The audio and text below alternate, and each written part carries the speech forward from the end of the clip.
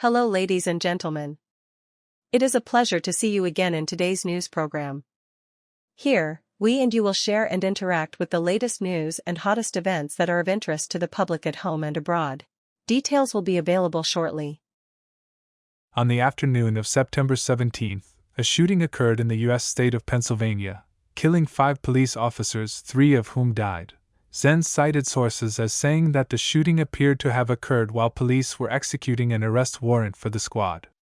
The shooting occurred at 2 p.m. when the 911 emergency operator received a call about an incident in the town of North Codorus in Han York, central Pennsylvania. Colonel Christopher Paris of the Pennsylvania State Police announced at a press conference that 3 police officers were killed and 2 injured were in stable condition at the hospital. The shooting suspect was shot down by police. Police are still investigating but believe there is no longer a threat to the public. WSBN Hospital, where 2 seriously injured people were treated, has been placed on lockdown to increase security. Witness Tim Miller told NBC News that he was driving home when he pulled over to the side of the road to make way for a police car and heard gunshots. He estimated he heard about 30 shots. He said the shots were fired continuously, too many, more than I could count. Governor Jose Shapiro and Attorney General Lee Banksay rushed to the scene. Mr. Shapiro called it a very tragic and sad day for York County and the entire state of Pennsylvania. Mr. Shapiro also admitted that he received a call from U.S. Attorney General Pam Bondi offering all necessary support from the federal government. Lieutenant Governor Austin David called on the public to pray for the police and those involved in the gun cooking to follow the instructions of the authorities. Ms. Pam Bondi announced that the FBI and the Bureau of Alcohol, Tobacco and Firearms (ATF) were also on the scene to assist. Ms. Bondi wrote on social media that violence against law enforcement is a scourge on society and will never be accepted. Please pray for the police involved. Homeland Security Secretary Chistium confirmed that he was monitoring the situation and working with relevant partners, with the North Jor and Han Jor regional police departments leading the investigation. Schools in the area were ordered to shelter in place but were later given the all-clear by law enforcement. On September 17th, U.S. President Donald Trump declared Antifa, a term used to describe far-left extremist groups, a major terrorist organization, but has not announced countermeasures that he posted on social media. I am pleased to announce that I will designate the radical, sick, and dangerous left-wing disaster Antifa as a major terrorist organization. I also strongly recommend a thorough investigation under the highest legal standards and processes for individuals or organizations that fund Antifa. Antifa is a term used by the right in the U.S. to refer to far-left groups accused of inciting violence during protests. During his first term, Mr. Trump threatened to designate Antifa as a domestic terrorist organization but did not follow through. Since his first term, Mr. Trump has accused Antifa of being behind violence against police and the 2021 Capitol riots. It is unclear what mechanism the U.S. president will use to identify Antifa as a terrorist organization and deal with it.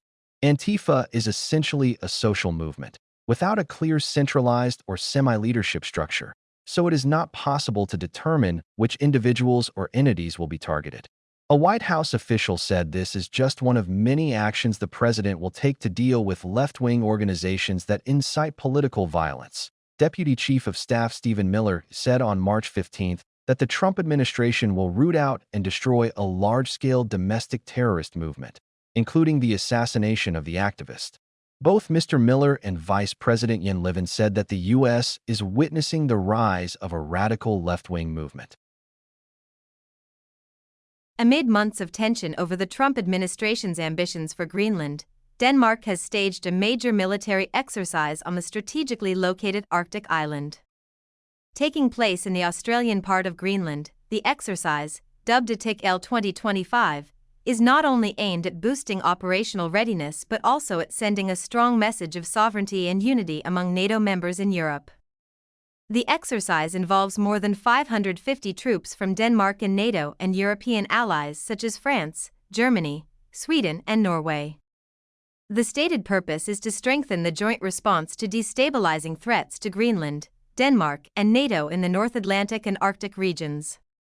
During the exercise, Danish forces trained landing craft with special forces under the supervision of military observers from the US, UK, Canada, Sweden and Germany. Aboard the Danish destroyer Ni Ruin, guests witnessed Danish F-16 fighter jets fly by along with live-fire exercises.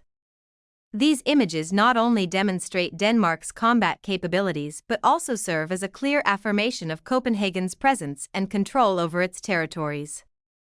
The exercise takes place in the context of simmering tensions between Denmark and the U.S. administration. U.S. President Donald Trump has repeatedly expressed his desire to gain jurisdiction over Greenland and has not ruled out the use of force. These moves have caused deep concern among European leaders and have been strongly responded to by Denmark and the Greenland Autonomous Government. Both sides have stated that Greenland is not for sale. Denmark's concerns go beyond rhetoric.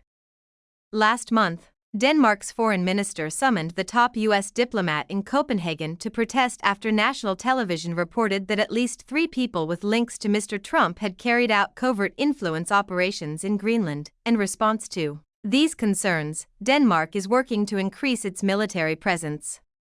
In late January, the government announced a deal worth around 14.6 billion kroner, 1.95 billion euros, with the governments of Greenland and the Faroe Islands to improve surveillance and maintain sovereignty in the region. Although tensions with Washington are clearly a factor in the recent moves, the Danish military has stressed its good working relationship with the U.S. "We have been cooperating with the United States for decades, both in exercises and in operations in Afghanistan and Iraq," said Major General Søren Andersen, head of the Danish Arctic Command. Andersen also expressed wariness of Russia, calling it a regional superpower in the Arctic. Although Denmark has not directly mentioned tensions with Washington in official statements, its actions show a clever diplomatic and military strategy. Copenhagen has asserted its sovereignty and power through the exercise while maintaining military cooperation with the United States, separating President Trump's political statements from strategic cooperation between the two militaries. Former U.S. President Barack Obama recently said he considered the shooting of activist Charlie C. to be a horror and a tragedy, and that the role of the president is to bring people together. Accordingly, in a conversation with the U.S. media, Mr. Obama shared that no matter where you stand on the political spectrum, what happened to Charlie C. is a horror and a tragedy. The core foundation of our democratic system does not exclude the case of disagreement and sometimes can be argued vigorously without resorting to violence. According to Mr. Obama, violence will become a threat to everyone regardless of their party. He emphasized, "We need to be clear and unequivocal in condemning these acts." The former U.S. leader expressed, "I do not know Charlie C. I only know some of his views. I think those views are wrong. But that doesn't take away from the fact that what happened was a tragedy, and I'm very sorry for him and his family." Mr. Obama said that the Trump administration's desire to target political opponents is part of a larger problem. He said, "Whether you're a Democrat, a Republican, or an independent, we have to recognize that there are people on all sides who are radical and say things that are contrary to the core American values that I believe in." However, he insisted that those views were never present in the White House during his tenure. "I don't give them a hand," the former U.S. leader said.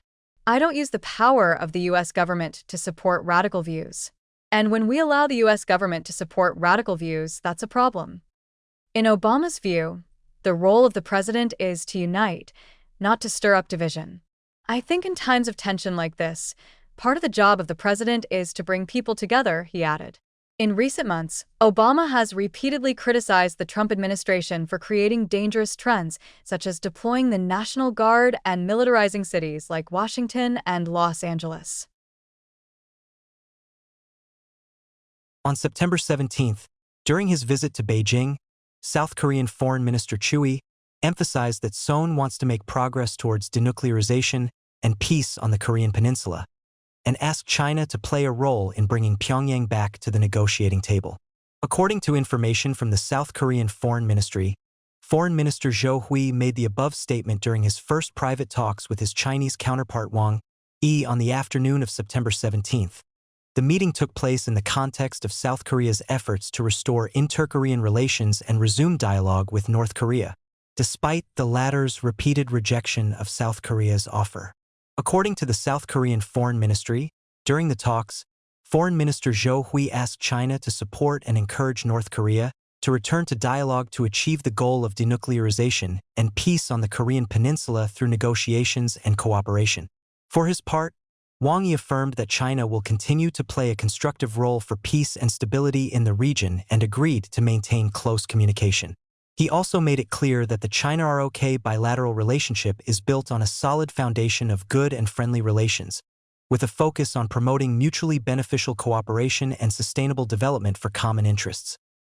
Another focus of the talks was the ROK's proposal to cooperate to ensure that the Asia-Pacific Economic Cooperation (APEC) summit scheduled to take place at Incheon from October 31st to November 1st will be an opportunity to help the two countries promote bilateral relations and bring tangible benefits to the people of both sides. Although the Chinese side has not yet confirmed, Chinese President Xi Jinping is expected to attend this APEC summit. South Korea believes that if Xi Jinping attends the APEC summit, the two sides will reaffirm stable bilateral relations and allow the leaders of the two countries to discuss important issues of mutual concern, including North Korea. According to the plan, China will host APEC next year. Currently, South Korea is trying to balance its relations with China while maintaining its strategic alliance with the U.S. and strengthening trilateral cooperation. South Korea, U.S., Japan. The South Korean foreign minister has stressed that President Lim's government will continue to strengthen relations with the U.S., but at the same time pursue a foreign policy based on national interests and pragmatism to develop strategic cooperation with Beijing.